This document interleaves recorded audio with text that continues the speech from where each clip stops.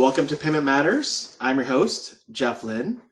Thanks for tuning in. On this show, we talk about the ever-changing landscape of healthcare payments and the impacts to healthcare payers, providers, and consumers. You can follow the conversation on Twitter at #Payment Matters and follow me at Jeff B. Lin. Our guest today is Ryan Day. He's the president at HST, a MultiPlan Company. And Ryan, just for the benefit of our listeners, maybe a little background about your work experience, who you are, what are you doing today as the president at HST? Yeah, absolutely, Jeff. Appreciate you having us, and look forward to discussions. To give you just a little bit of background, who we are, what we do, and what do we do at HST. So, it's interesting, right? We look at it as what we're doing today is just trying to provide transparency in the marketplace that doesn't like transparency. I think that's a really good way to put it. So a lot of our employers and members and everything that they're doing is trying to figure out a way, what is the best price for this service when they're getting their medical care? Can they know the price ahead of time before they get medical care? Or does it always have to be after the fact? So really what we're addressing is an alternative to bringing transparency into the market and making sure that the plan and its members are receiving a fair price for healthcare at the end of the day at a 30,000 foot level. So being able to have all the tools and resources, rather from a member standpoint, from a plan standpoint, and a provider, right? Giving them the tools too to see how am I going to get paid? A lot of them don't even know that. So giving them that information. So once again, just everybody gets to see what's going on in the ecosystem versus one person seeing what's going on in the ecosystem. So that's how I define it today. Yeah, and that's I call it transparency. Has been a lot of focus on that. How would you compare and contrast that? And for some of our listeners who may not be too familiar about the nuances of this, how would you contrast what you do today in terms of offering transparency to what exists today in the marketplace? Yeah, no, that's a good question. The reason I say it's a good question is because how we buy healthcare today, nobody asks about price. It's literally like you walk in with an American Express Black. Doesn't matter, we'll pay for it. It's great, but it's the only service I know we don't purchase that way. I've never seen someone buy a house that way. They don't ask the price. They don't care what's under the hood. It's fine. They just, okay, great, I'll take it. I sign on the dotted line. 2 months later, oh, that house is now $20 million. Well, wait a minute. No, I didn't expect that. That's not what I wanted. So, the healthcare industry is just, everybody's been transformed that way, to operate that way. Don't ask questions about price, just get your services rendered. Here we go. But you're starting to see now cracks in that based on how much cost is now shifting to the membership.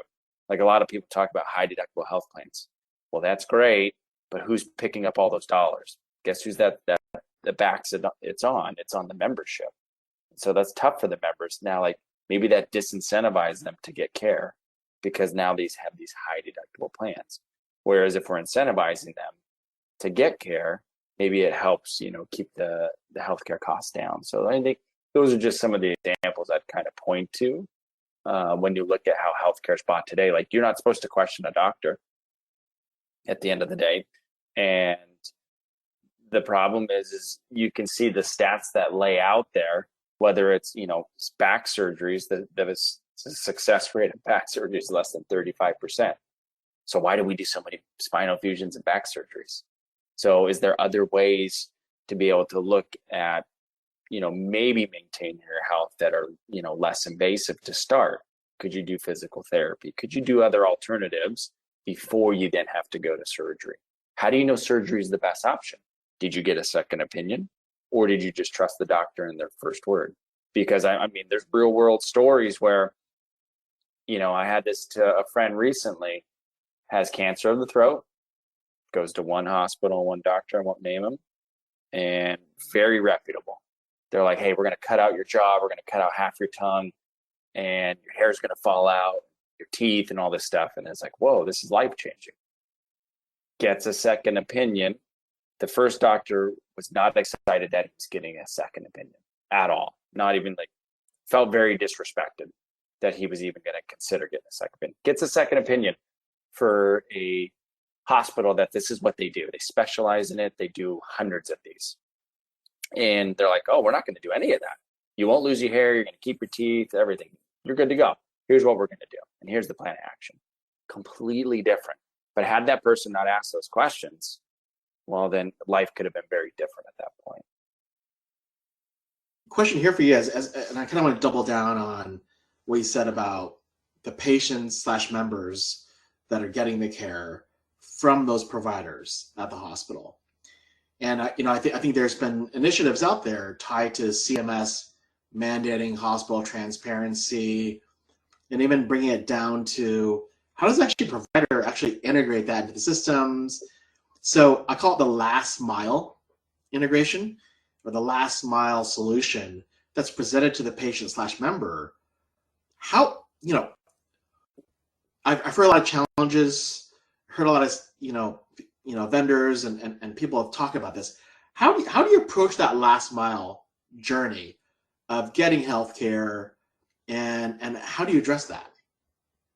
Yeah, no, that's and think about it. It's not like standardized. It's not like CMS came out and said, hey, by the way, we want you to lay it out like this and put it all nice and neat so we all can see it and we can all compare these hospitals together. No, they left it to everybody's own devices to be like, hey, you need to provide this data, and however you provide it, however anybody can get to it. And so everybody, all the different hospitals put it out different ways, right? So it's not easy for a member then to go grab and look. And it's not like it sits on the front of the page on a website to say, hey, look at me. Can you look up pricing over here?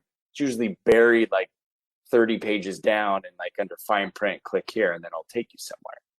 And there's no teeth to it at the end of the day. Like, yeah, one hospital has gotten, penalized for not complying, but what about all the other hospitals that aren't complying?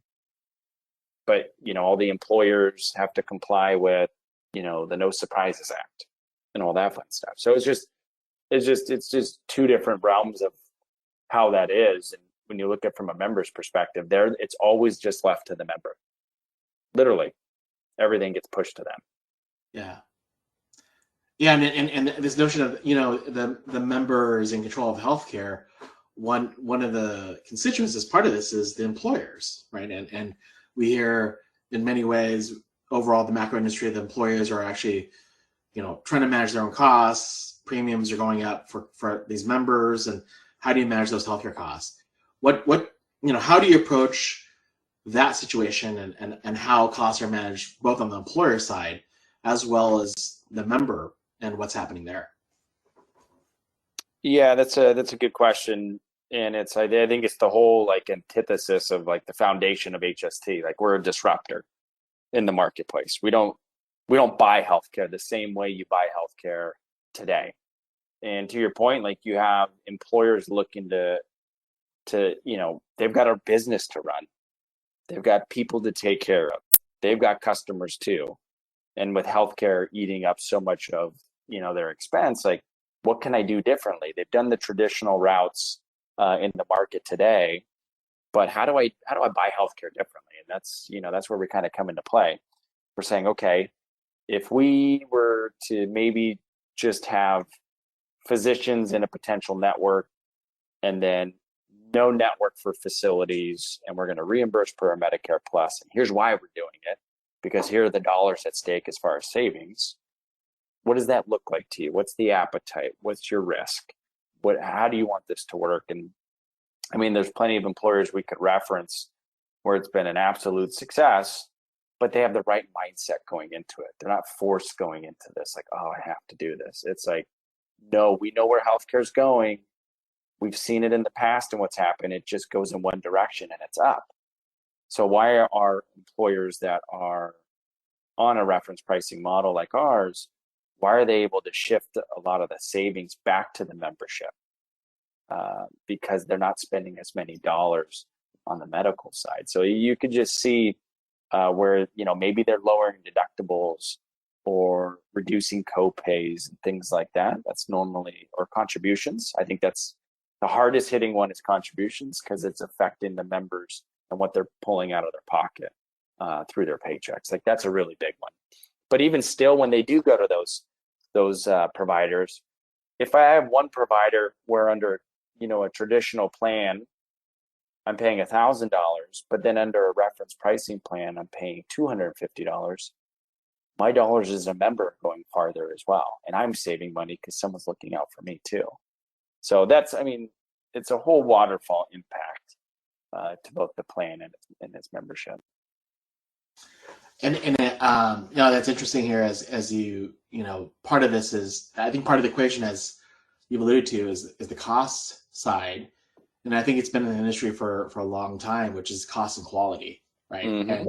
And so, what's your viewpoint here in terms of, well, if I'm paying $250 here, or this provider is it's $1,000 and whatnot, how do you balance that out in terms of the cost and quality results? Yeah, absolutely. I think one of the things that we see from I think consumers are trained to be like, the higher the price, the better the quality. And that couldn't be further from the truth. Usually the higher the price, the worse the quality. And don't take my word for it. You and I live in a state called California that did this. And I forget the study, if it was like CalPrig. They had done a study, and that's what they found. Like, the higher the price, the worse the quality. And so it's funny that you talk about quality, because price is one component. It really is. Like, that's great. We can adjust the price. We can set it where it's a fair price for everybody. But at the end of the day, how good's the quality? How many people literally ask their doctors, like, hey, I'm going to get a spinal fusion. This could really impact my life. How many have you done, and what's your success rate? And do you have a lot of people that you have to come back and do readmissions? Or, like, no one wants to ask those questions. And go find that data. Good luck. I think one of the big things we need to start overcoming is, when people start to choose, like consumers, like real consumers, we get to choose who our doctors are on a lot of this stuff. Saying, okay, I'm going to pick Doc Jones because they've done 150 spinal fusions, and you can see the quality rating. And I'm not talking about a popularity contest. I'm talking about outcomes. What were their outcomes? And you can see their outcomes were fantastic. So hence they can command maybe a different price versus somebody else who's done one, and that one that they did do, well, it didn't go so successfully. Like, you would choose differently as a member. You just would. So I think that's where the market has to move to. But there's a lot of forces in the market that don't want that either, because once we start choosing doctors and hospitals that are better than others, there may be some that don't make it at the end of the day. But that's okay. Like, that's what consumerism does. Or then that provider then changes and says, okay, I've got to up my game. I really need to start looking into this, doing a little bit more research, maybe look at some new techniques. So, I think there's just a lot of positive that can come out of it. And as I think about this, which is, let's say you have the data to drive that cost and quality equation. Interested in your point of view, which is, how do you drive the right consumer engagement to say, I am going to go shop for healthcare, or I'm going to go to the site to figure out what's best for my health needs. I joke when I go to some of these conferences, there's probably 1,000 apps, or probably 10,000 apps that are being sold on the showroom floor here. And no one has the time and energy to download everyone to figure out what they want. It's like getting that consumer, getting that member, getting that patient, whatever the case is. How do you engage them? How do you make sure it's relevant? How do you ensure that they're actually using it to the best of their abilities to drive their own healthcare? Yeah, you hit it right on the head, right? You go to these conferences and there's 10,000 apps. Like, oh my gosh, how can you download all these apps on your phone? And what am I supposed to use? And then engagements, maybe 1% if you're lucky. And so you start to look at all of that, including ours. Like, when we looked at our app too, like, why do people want to come here? How do we engage them? Now, I think we get more engagement than the average bear just because we're a little disruptive. There's no safety blanket of a network on the facilities typically. So members are more engaged to look on where should I go so I don't get a balance bill. Others are incentivized. I see a lot of plans will incentivize depending on where you're going. Hey, member, if you engage in your healthcare, i.e., you're going to an HST accepting provider, meaning you've looked things up, then hey, maybe it's a different deductible. If you decide you don't want to look it up and you can't be bothered, okay, well, you're going to have another deductible compared to a member who's going to be engaged.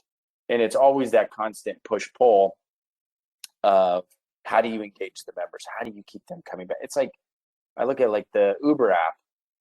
I only use that app when I need to find a car. How else am I engaged there? I don't use it for the food. It's the same thing with your medical apps. You only use it when you need to. So how do you engage these people to constantly give them information where they are, thinking about managing their healthcare, not when like something's catastrophic. Like how do you get ahead of, the healthcare conundrum? Like actually, I should get a physical. So it's doing those type of things. And there's all sorts of programs from incentivizing. I think that's the biggest one is people really will move for the dollars. I think I hate to say it, that's literally what it comes down to be incentivized. No, it's interesting. And so if you're just tuning in, you're listening to Payment Matters.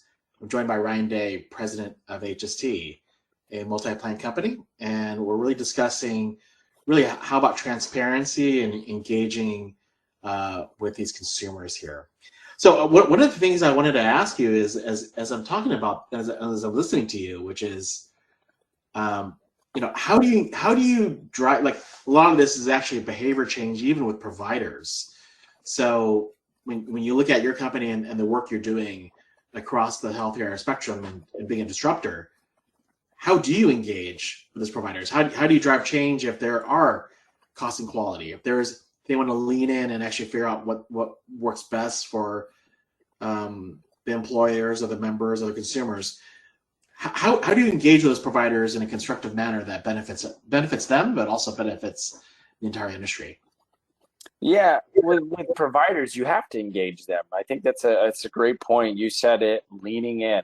Like I'd really hone in on that, those words, because you have the providers and the different health systems that's exactly what they're doing, leaning in, really trying to manage care, really focusing on medicine. Forget what price and all that stuff, but really trying to take care of the member and the patient. Like that's what it's all about. So giving them the same tools though, right? So people always think like it's, this big bad, provider, this big bad insurer.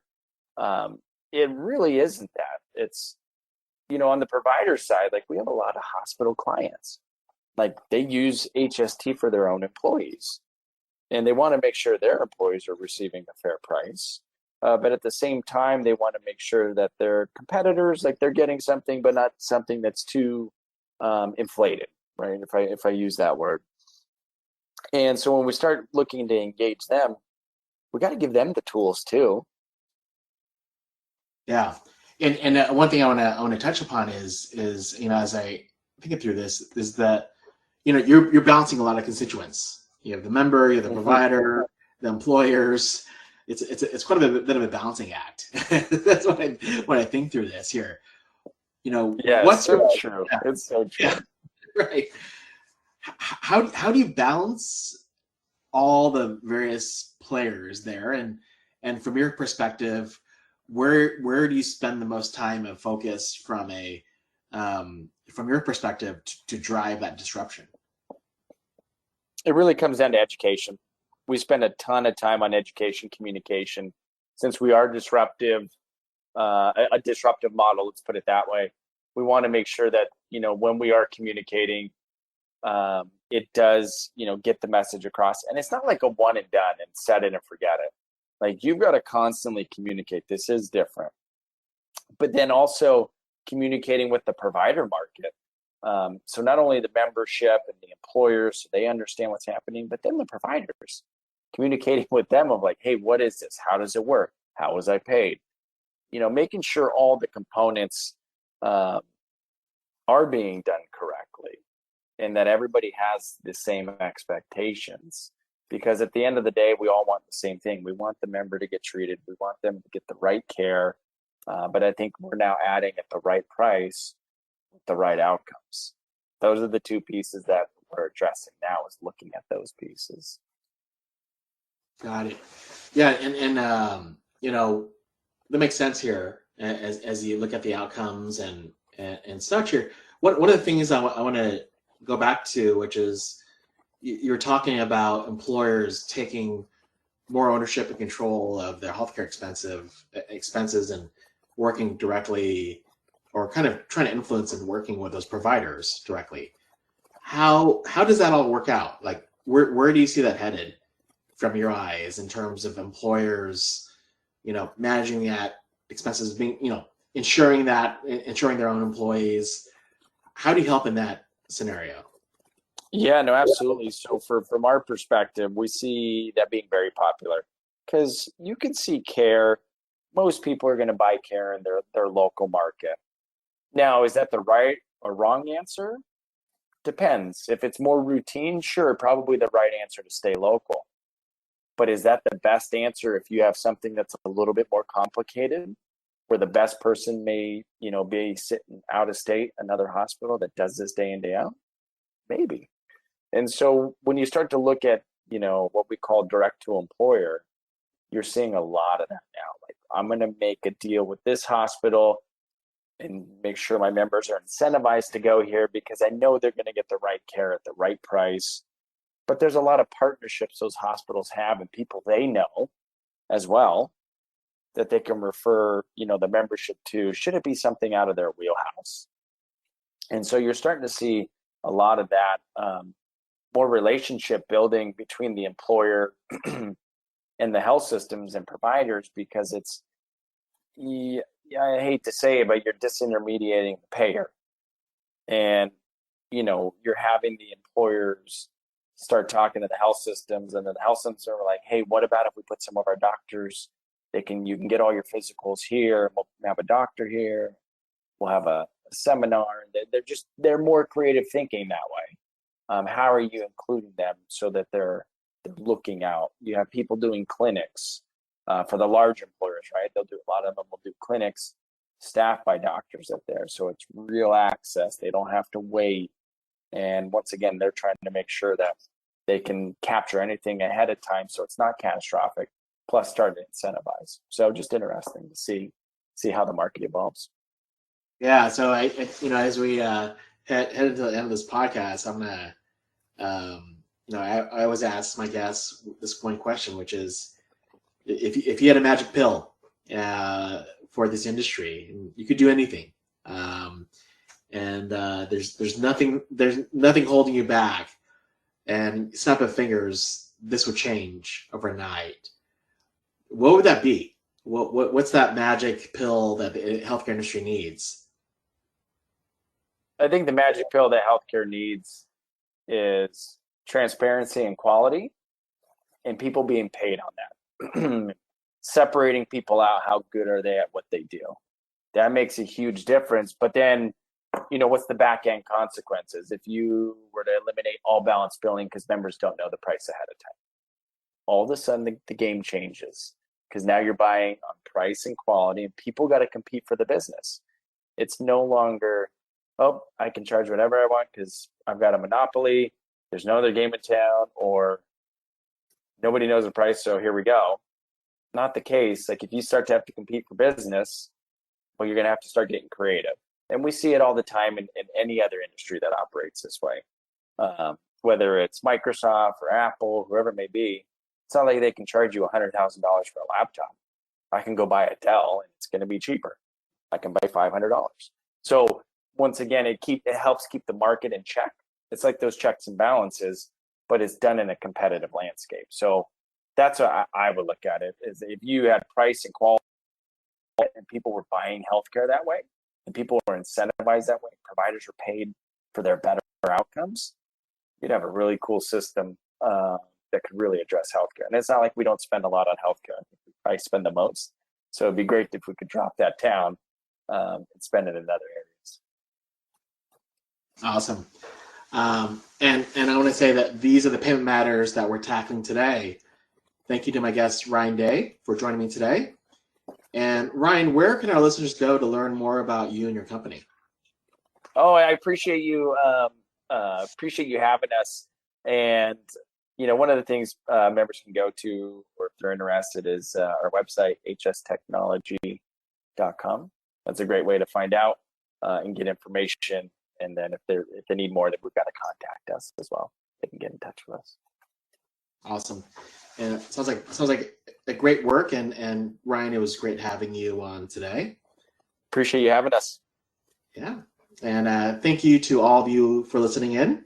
Remember that you can listen in to this episode weekdays at 4:30 a.m., 12:30 p.m., and 8:30 p.m. Eastern.